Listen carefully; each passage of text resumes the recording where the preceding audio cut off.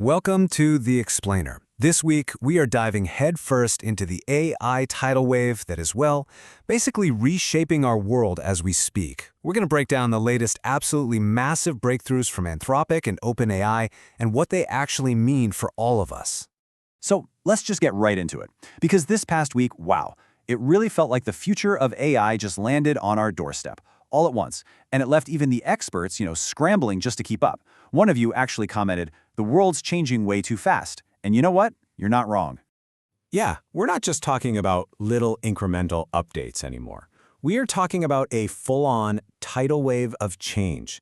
And it all kicked off with two massive waves hitting within just minutes of each other. This is a whole new phase in the AI race. All right, so let's look at the first major event, because you have to see how this all builds. A new model was released that was so powerful, researchers are calling it a feel the AGI moment. And AGI, that's artificial general intelligence, it's the idea of a machine that can learn or understand basically any task a human can. And with this new model, that idea is starting to feel very, very real.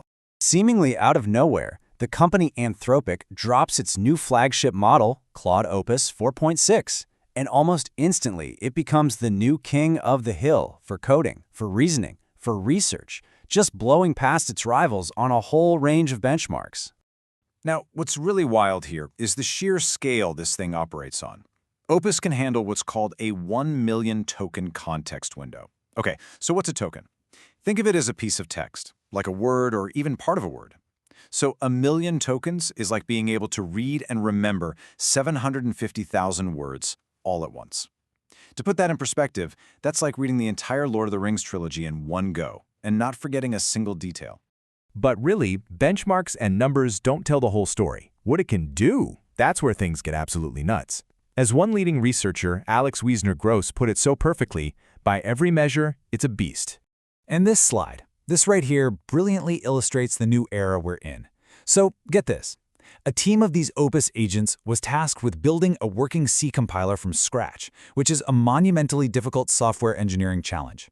And they did it, for just $20,000. This is a task that would have taken, historically, decades of human work, and AI just compressed it all into a matter of hours. So just as the entire tech world was trying to process Anthropic's massive leap forward, their biggest rival, OpenAI, fired back, almost instantly. And I mean instantly. We're not talking days or weeks here. OpenAI launched its own new model, GPT 5.3 Codex, just 30 minutes after Opus was released. This was a direct, tit-for-tat response in less time than it takes to get a pizza delivered. It signals a dramatic escalation in this AI race.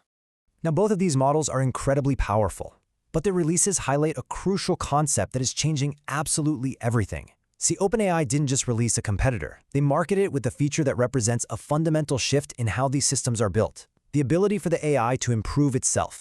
And that brings us to this idea, recursive self-improvement. It's the ability of an AI to improve its own code, creating this feedback loop of accelerating intelligence. This isn't science fiction anymore, this is a production feature. The key takeaway here, the thing you really need to get, is that AI is no longer just a tool that humans improve. It's now a system that can improve itself, and that could lead to, well, exponential growth. But this incredible new power, it's a double-edged sword. It's creating these unprecedented opportunities, but it's also creating entirely new kinds of risks for all of us. So, on one hand, AI is just supercharging science. OpenAI has linked its models with an autonomous lab run by a company called Ginkgo Bioworks. And it's a closed-loop system where the AI proposes an experiment, uses robotics to run it, learns from the results, and then just keeps iterating 24/7 to discover new medicines and new materials. It's amazing! And it's not just about what we can discover in the future. Experts believe these tools will soon be able to scan decades of scientific literature to find our mistakes and our misdiscoveries, literally correcting the course of human knowledge. It's been called a judgment day for the history of science. But then, there's the other hand. The same AI that can fix problems can also find them. Opus 4.6 was recently used to find over 500 severe security vulnerabilities in open-source code. This creates powerful new tools for both the good guys and the bad guys, massively expanding the attack surface of our entire digital world.